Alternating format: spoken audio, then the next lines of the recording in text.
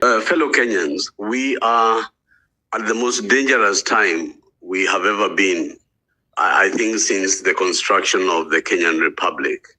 I say the Kenyan Republic because the more dangerous times, comparable ones, were during the fight for our independence from the colonial powers in order to transform Kenya into a self-governing state. So dangerous is the situation because I am seeing a series of activities that can be summarized not just as dictatorship, but a methodical, systematic degrading of our multi-party democracy.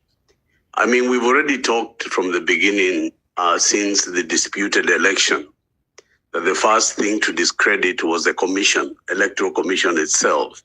That it was, said to be split. But soon after that election, it was buried. As we speak today, nobody in the political class, including the opposition or the government, is talking about the IBUC. We are in a situation where there is a conspiracy between the opposition and the government. William Ruto began to systematically buy the opposition MPs. But I think I see something which is even more worrisome. The opposition MPs are seeking William Ruto. It is no longer a one-way relationship. This is a two-way traffic. The greed of the political class, the excesses of the greed of the political class in Kenya is beyond historical comparisons. Yes, you go to elections, you elect MPs, they vote themselves the biggest salaries and the biggest benefits. When they leave office, they give themselves pensions and health care for life. They have voted within parliament that if you elect a party to government or a party to opposition, they are entitled to the political party's fund. Therefore, even after elections, the public continue to fund their political parties. Many of those political parties are individual enterprises, like in the case of ODM, like in the case of several other smaller parties. One would argue in Kenyan politics from the time of DP, from the time of, I think, Foda, Silly, and so forth, that so many of these parties were always individualized. So that even what you call the political parties fund becomes the piggy bank of the so-called owners of these parties, again funded by the public. And then all of a sudden, you've seen the other day, Parliament within 24 hours can come together in unison, government, opposition, and everything in between.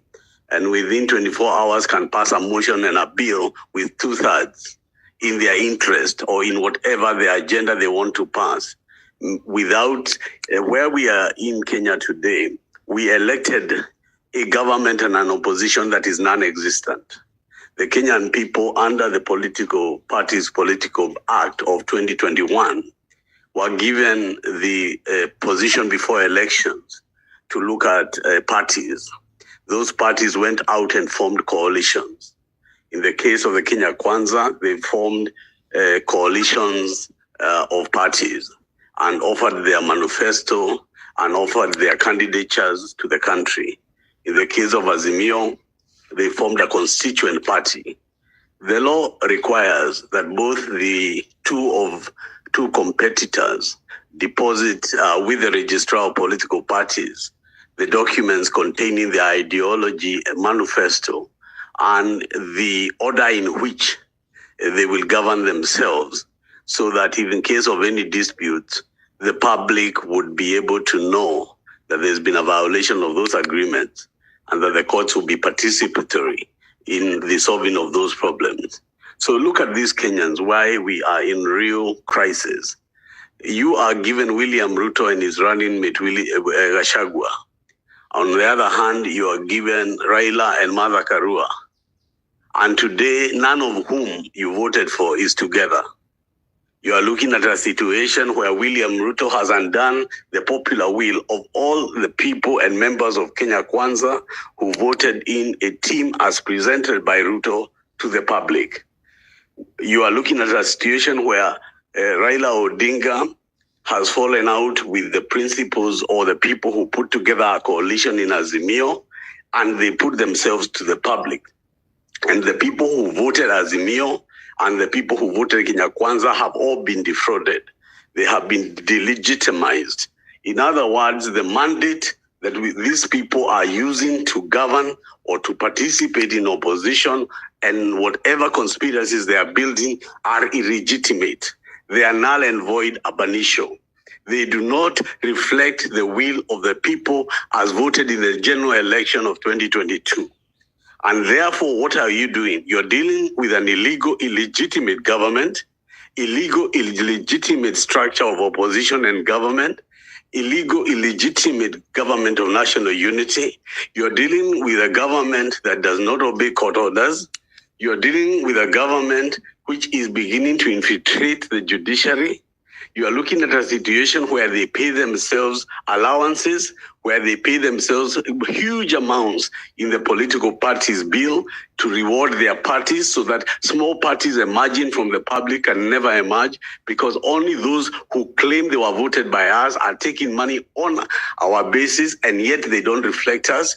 And they are showing you that they can take 2/3 of parliament and do whatever they want with it. So I want to raise this alarm to this nation at this time, at this moment, that let it be said that some of us began to say very early on that we must, first of all, say that the multi-party state, as described in Chapter 4 of the 2010 Constitution, that there will be a government and that there will be an opposition in order that Kenya is a multi-party state guaranteed by the Bill of Rights, has now no longer continued to exist and does not exist at all.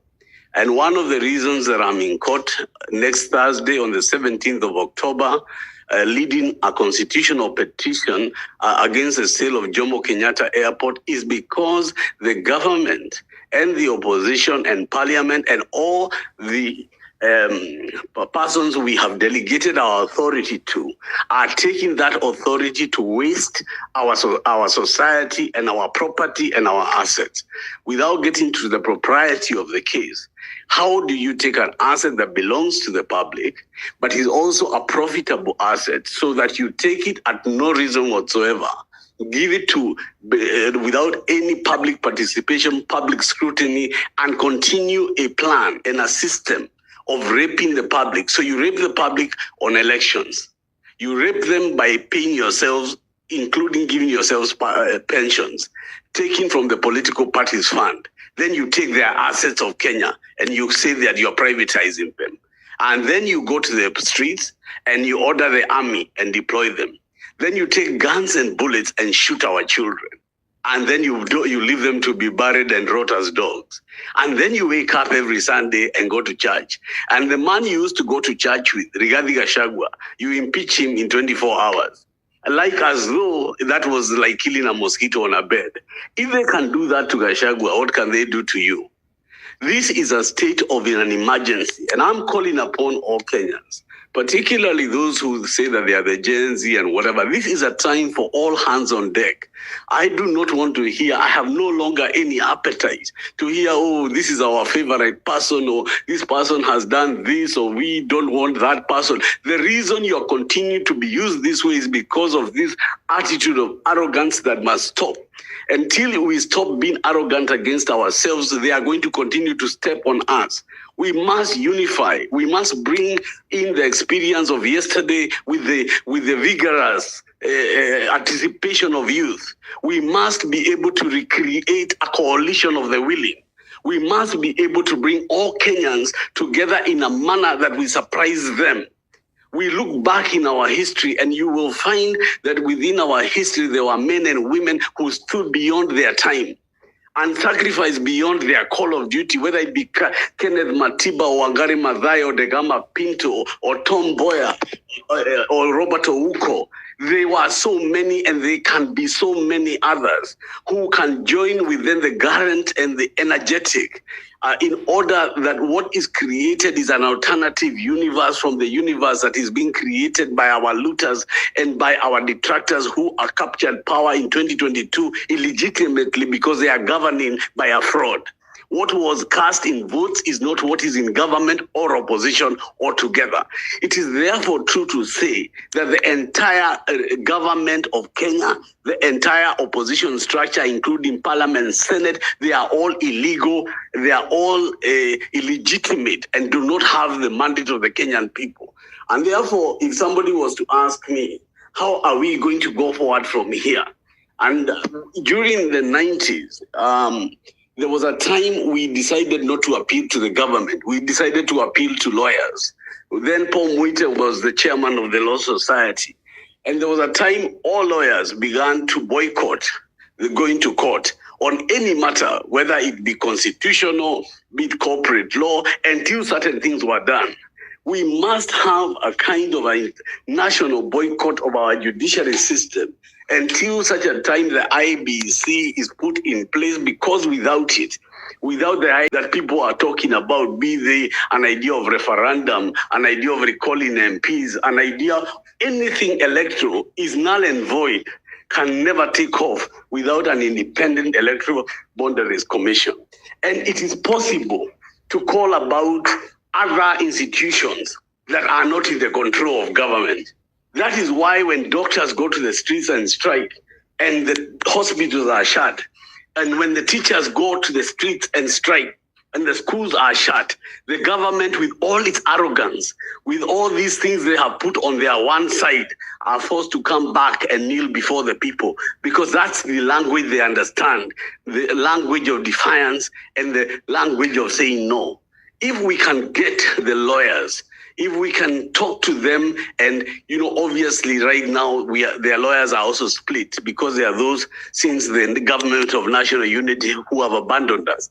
I still believe that we can get a large number of people to disrupt the entire legal system, because until you disrupt the legal system, you cannot get an IBC. You're not going to get it from parliament. We must find a way in which we hold the government by the neck. We must be able to make sure there is no oxygen in the system of government. And they cannot govern without a legal system. They cannot govern without doctors or teachers. And since those are not the places we need to fight for IBC, mine is to try and see if we can build any kind of consensus around courts and the legal process of boycott as a tool of energizing and bringing, judges and the High Court and Kenyan people into looking at the IBC question.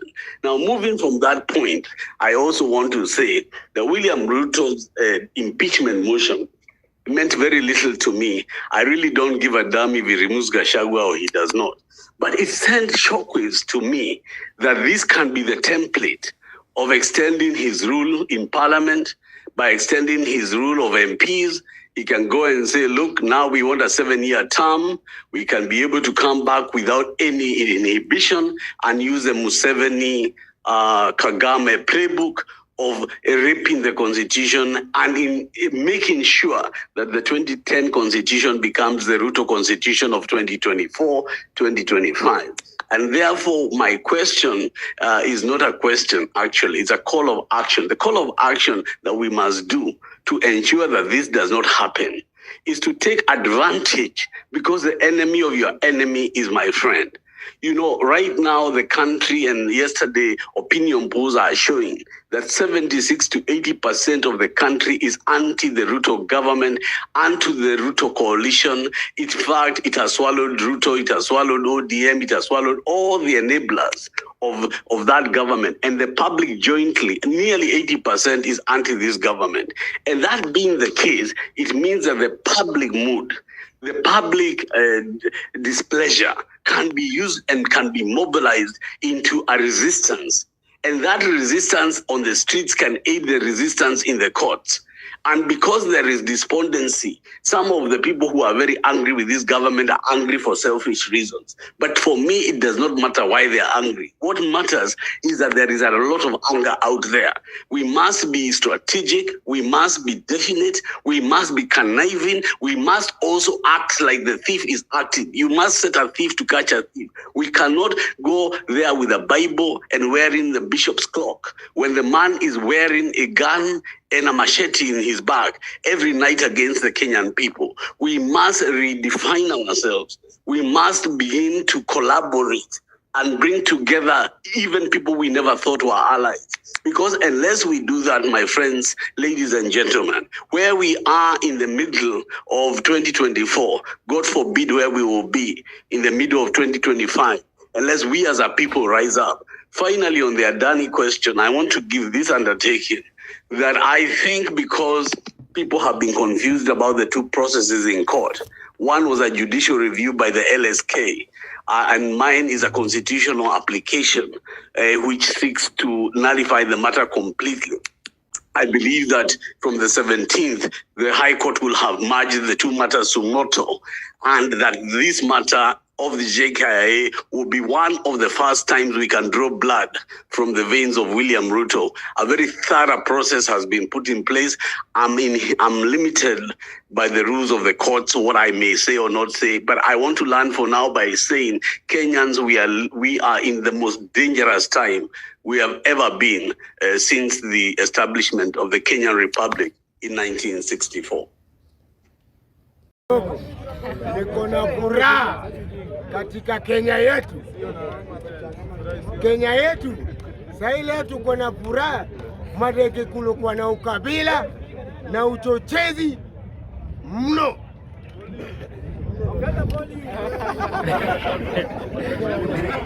The celebration itazibika, unajua Kisoko sasa. Gachagua ameenda. Gachagua ameenda. Na sio tunamsamea kwa sababu yeye alikuwa na roho mbaya kama. Piga mdomo, ongea vile ulikuwa unaongea nikiongea hapa. Alikuwa na ukabila kama wengine tuko nao kwa bunge hapa wako na roho mbaya.